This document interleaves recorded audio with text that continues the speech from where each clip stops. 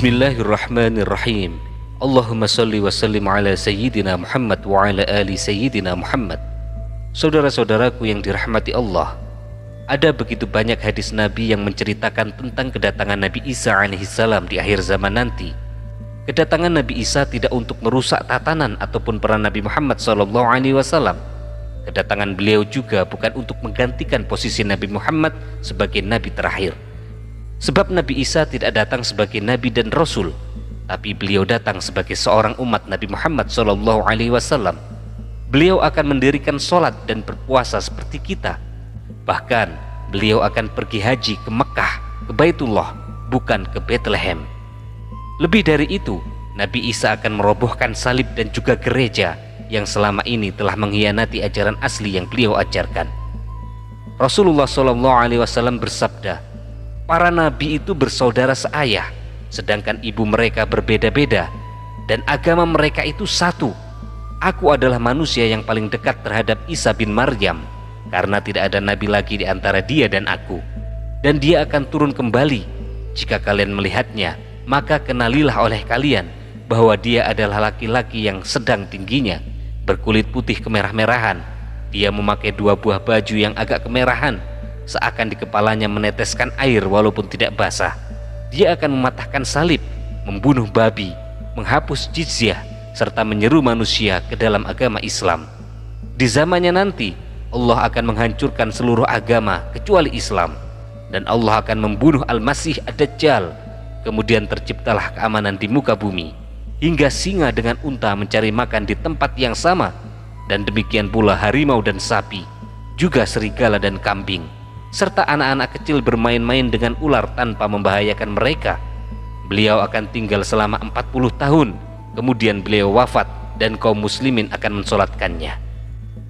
Dari Jabir bin Abdillah radhiyallahu an berkata, Rasulullah bersabda, akan tetap ada dari umatku yang berjuang dalam hak dan istiqomah, eksis terus hingga hari kiamat. Kemudian Nabi Isa bin Maryam turun, lalu pemimpin umat Islam saat itu berkata kepada Nabi Isa, kemarilah wahai Nabi Isa, jadilah imam dalam sholat kami. Namun Nabi Isa menjawab, tidak, kalian menjadi pemimpin di antara kalian sendiri, sebagai bentuk pemuliaan Allah atas umat ini. Hadis riwayat Ahmad, Abu Daud, Ibnu Hibban, Al-Hakim, dan disahihkan oleh Az-Zahabi. Rasulullah SAW bersabda, Nabi Isa masih tetap tinggal di bumi hingga terbunuhnya Dajjal selama 40 tahun. Lalu Allah mewafatkannya dan disalatkan jenazahnya oleh umat Islam. Saudara-saudaraku yang dirahmati Allah, dalam hadis sahih yang dikeluarkan oleh Muslim, At-Tirmizi, Ibnu Majah, Ahmad, serta selain mereka, disebutkan sebuah penjabaran yang menarik tentang turunnya Nabi Isa di akhir zaman. Dari Nawas bin Sam'an radhiyallahu anhu, dirinya berkata, pada suatu siang Rasulullah SAW pernah duduk. Beliau menyebutkan ciri-ciri Dajjal. Terkadang Rasulullah merunduk, kadang mengangkat, sampai kami mengira bahwa Dajjal berada di antara pepohonan kurma. Maka tatkala kami mendatanginya, Rasulullah mengetahuinya. Lalu beliau bertanya, sedang apakah kalian? Maka kami menjawab, ya Rasulullah, engkau tadi siang menyebutkan tentang Dajjal.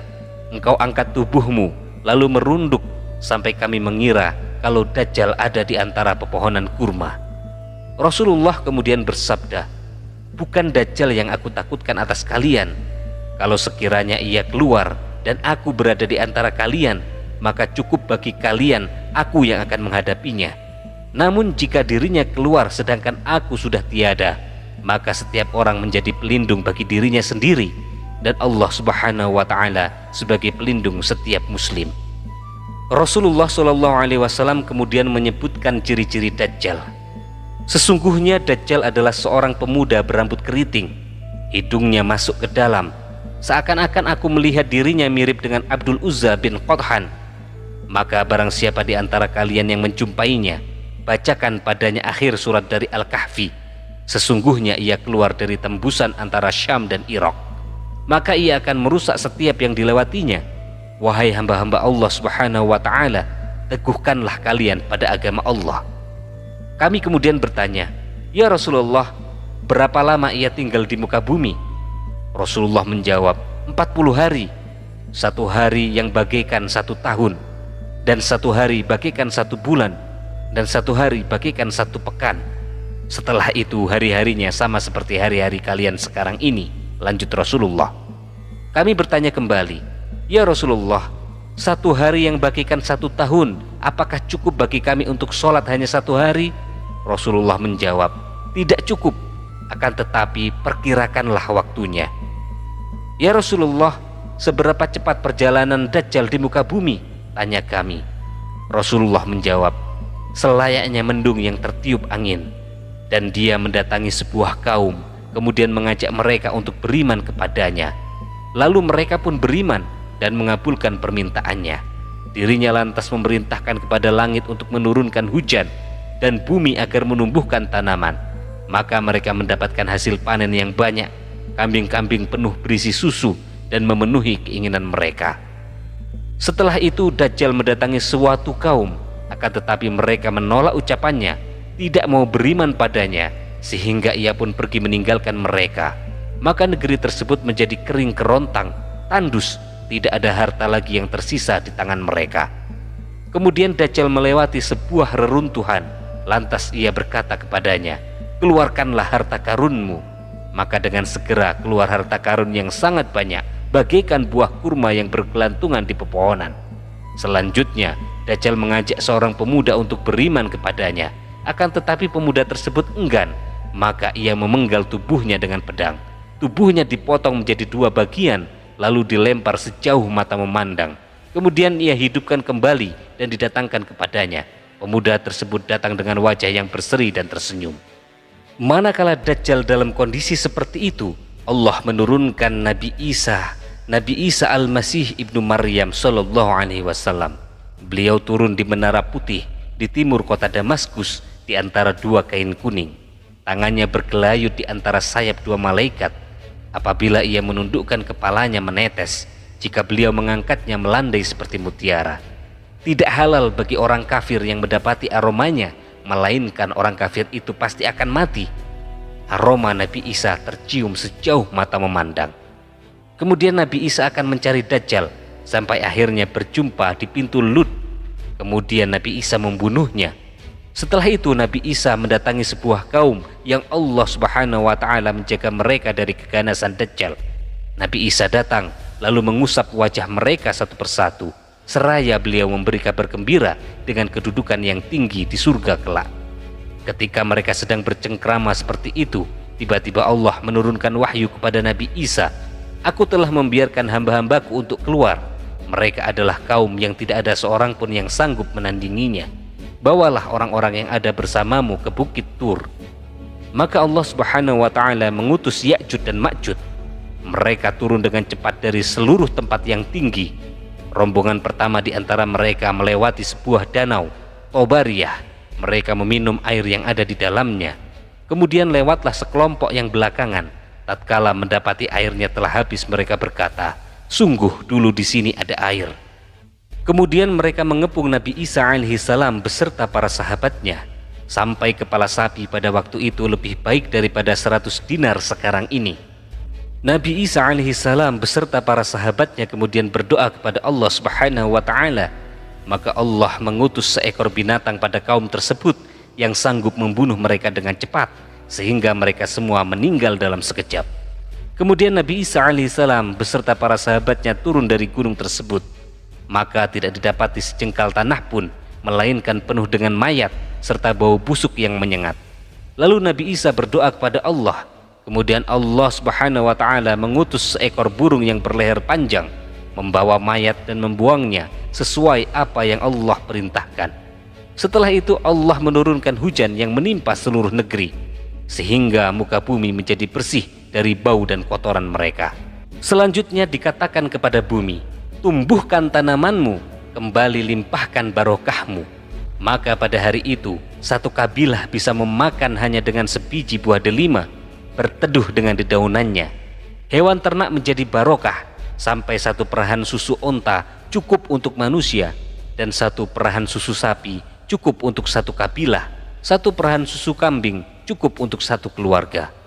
Pada saat seperti itu, tiba-tiba Allah meniupkan semilir angin sepoi yang mengalir di bawah ketiak mereka, yang mengambil setiap ruh orang mukmin dan muslim. Yang tersisa saat itu adalah sejelek-jeleknya manusia yang berpesta pora dengan khomer. Pada saat itulah hari kiamat datang atas mereka. Saudara-saudaraku yang dirahmati Allah, kembalinya Nabi Isa alaihissalam dan kemudian membunuh Dajjal memberikan hikmah yang sangat besar bagi kita. Di antara hikmah itu adalah yang pertama, membantah kaum Yahudi yang beranggapan bahwa mereka telah membunuh Nabi Isa alaihissalam. Padahal Nabi Isa lah yang akan membunuh pimpinan mereka, yaitu Dajjal. Yang kedua, sesungguhnya Nabi Isa alaihissalam mendapatkan di dalam Injil tentang keutamaan umat Nabi Muhammad SAW. Kemudian Nabi Isa berdoa agar dimasukkan di antara umat Nabi Muhammad. Lalu Allah Ta'ala mengabulkan doa beliau ketika turun pada akhir zaman dan beliau menjadi mujaddid atau pembaharu agama Islam. Yang ketiga, bahwa turunnya Nabi Isa alaihissalam dari langit untuk dimakamkan di bumi karena tidak ada makhluk dari tanah yang mati di selain itu. Yang keempat, turunnya Nabi Isa alaihissalam membongkar kebohongan kaum Nasrani, menghancurkan salib, membunuh babi, menghapus pajak. Yang kelima, beliau memiliki keistimewaan yang khusus karena jaraknya dengan Nabi Muhammad SAW sangat dekat dan tidak ada nabi lain yang memisahkan antara Nabi Isa dan Rasulullah SAW. Yang keenam, Nabi Isa alaihissalam berhukum dengan syariat Muhammad SAW dan menjadi pengikut Nabi Muhammad SAW.